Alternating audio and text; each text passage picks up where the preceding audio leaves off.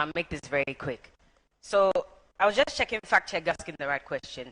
And Media Foundation for West Africa has also fact-checked and confirmed that 8 people in the 2020 general elections. We haven't heard the president make a statement on it, of justice or anything for that matter.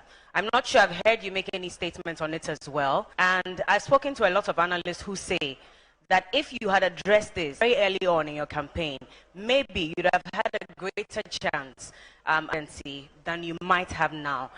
If you become, and that's a question I've had, I just want to find out from you what you make of this, and if you will address matter.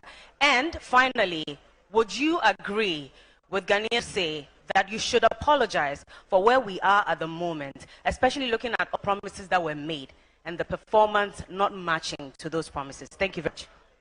Thank you.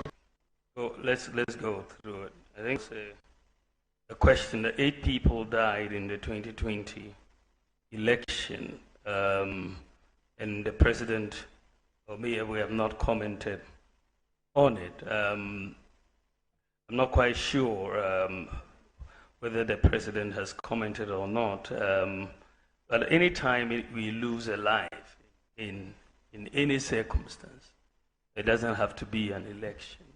I think it's really a very sad event when you talk about loss of life for anybody, and so I think that it's very, very a sad occurrence if for people who died during the election, maybe out of conflict or something. So it is something that I hope the authorities, law enforcement authorities, have dealt with or are dealing with. I'm not quite familiar with the full current status of that particular situation, but the people who are responsible should be brought to book to deal with this issue.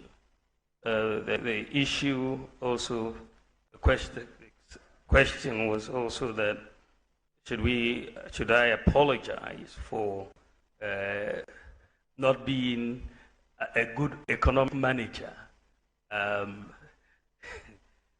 It's very interesting, you know, because when you look at the work that we have done,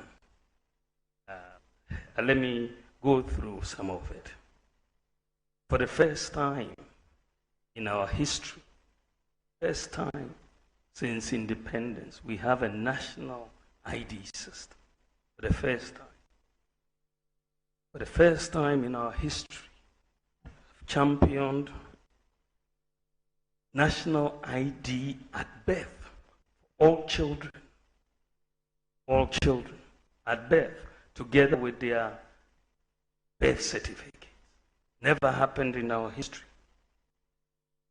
For the first time in our history, with the Ghana card, you don't need a guarantor to get a student loan.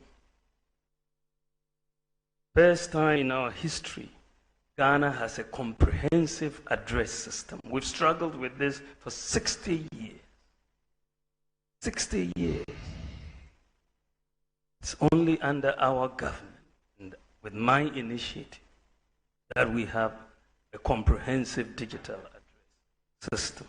For the first time in our history, you have 100% access to financial inclusion in Ghana. For the first time in our history. For the first time in our history, we have drones delivering medical supplies to 2,694 facilities and saving lives. 140,000 flights have been made so far to very remote parts of Ghana. Daily, they are going an average of about 100 flights a day from each of the 6 drone centers, saving lives. So many lives have been saved. Women in childbirth, needing blood, people who have been bitten by snakes. We get the report that the drones are saving. And Ghana is the whole world's largest medical drone delivery.